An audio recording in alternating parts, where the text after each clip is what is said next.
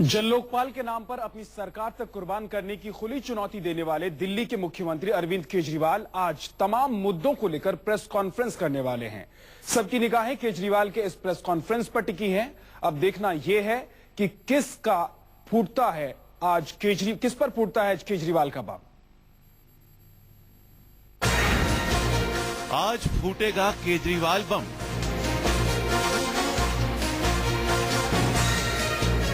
कौन कौन होंगे निशाने पर, किस किस पर गिरेगी गाज। जन लोकपाल पर होगा आर पार। केजरीवाल कुर्बान करेंगे सरकार। दिल्ली की सियासत में एक बार फिर बड़ा भूचाल आने वाला है, जिसकी आहट पिछले कई दिनों से सुनाई दे रही है। जन लोकपाल पर अपनी सरकार कुर्बान करने की जिद पर अड़े केजरीवाल किसी भी हद तक जाने की चुनौती दे चुके हैं। केंद्र सरकार और उपराज्यपाल के बाद अब पुलिस कमिश्नर पर निशाना साधने वाले सीएम केजरीवाल आज इसी मुद्दे पर प्रेस कॉन्फ्रेंस कर अपनी आगे की रणनीति का अहम खुलासा करने वाले हैं। निगाहें केजरीवाल की प्रेस कॉन्फ्रेंस पर टिकी हैं। हर कोई जानना चाहता है कि आखिर केजरीवाल आज जब मीडिया से रूबरू होंगे तो कौन सा बम फोड़ने वाले हैं और किस पर जन लोकपाल की गाज गिराने वाले हैं। क्या अरविंद केजरीवाल कोई बड़ा खुलासा करेंगे? क्या केजरीवाल स्टेडियम में विशेष सत्र का ऐलान करेंगे? क्या केजरीवाल उपराज्यपाल से तकरार पर कुछ बोलेंगे? क्या केजरीवाल कांग्रेस के समर्थन के मुद्दे पर कुछ कहेंगे? अपनी प्रेस कॉन्फ्रेंस का एजेंडा केजरीवाल ने भले ही साफ न किया हो, लेकिन मौजूदा हालात तो यही बयां कर रहे हैं कि केजरीवाल जो भी कहेंगे वो दिल्ली की सियासत में एक नए संकट की आहट होगी। इससे पहले सोमवार को उपराज्यपाल से मुलाकात कर लौटे केजरीवाल का कहना था कि उपराज्यपाल जन लोकपाल बिल के मसले पर दुविधा में हैं। लोकपाल बिल के बारे में हम लोगों ने चर्चा की और उनके सामने द्वंद्व है।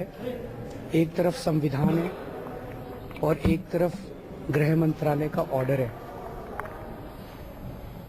हमारे हिसाब से गृह मंत्रालय का जो ऑर्डर है वो गैर संवैधानिक है। गृह मंत्रालय का ऑर्डर गलत है, ये मैंने एलजी साहब को बताया। जन लोकपाल बिल के लिए स्टेडियम में विधानसभा सत्र बुलाने के मसले पर उपराज्यपाल ने कहा कि पुलिस इसके लिए तैयार नहीं है और इसका हश्र जनता दरबार जैसा हो सकता है।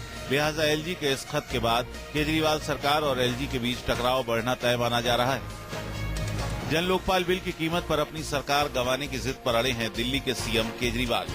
राष्ट्रपति प्रणब मुखर्जी ने भी संविधान के मुताबिक चलने की नसीहत दी है, लेकिन केजरीवाल पर किसी भी नसीहत का कोई असर नहीं है। केजरीवाल ने जन लोकपाल के मुद्दे पर ट्वीट करके कहा है कि स्वराज के लिए और सत्ता सीधे जनता के हाथ में देने के लिए 1000 बार सीएम की कुर्सी कुर्बान, ये आजादी की दूसरी लड़ाई है। सियासी घमासान के बीच केजरीवाल 13 फरवरी को जन लोकपाल बिल को दिल्ली विधानसभा में पेश करने पर आमादा है। अगर कांग्रेस और बीजेपी इस बिल को समर्थन नहीं देगी तो बिल का पास होना मुश्किल है। ऐसे में सवाल उठ रहा है कि केजरीवाल जानबूझकर सरकार कुर्बान करने पर क्यों अड़े हैं। केजरीवाल पर आरोप लग रहे हैं कि उनकी निगाहें लोकसभा चुनाव पर हैं। अब ये नोटंकी है कि लोकसभा के इलेक्शन है, 10, 15, 20 सीट मेरी निकल जाए और मेरा भी केंद्र सरकार में हिस्सा हो जाए, प्रधानमंत्री बन जाऊं। दिल्ली संभाली नहीं जा रही है, पूरे भारत की बात कर रहे हैं आज। विरोधियों का दावा है कि अपनी सरकार को शहीद कर इसका ठीकरा कांग्रेस और बीजेपी पर फोड़ना चाहते हैं केजरीवाल। केजरीवाल की इस चाल से बीजेपी और कांग्रेस के खेमे में हड़कंप है। पार्टी हाईकमांड और अध्यक्ष जी तय करेंगे हमारे, लेकिन नहीं, मैं जो पार्टी के साथ मैं भी बंधा हुआ, लेकिन मुझे लगता है तरीका उनका सही नहीं। हमारा ये कहना है कि संविधान, मर्यादाओं और देश के कानून का सम्मान करके जन लोकपाल बिल को विधानसभा में लेकर आए।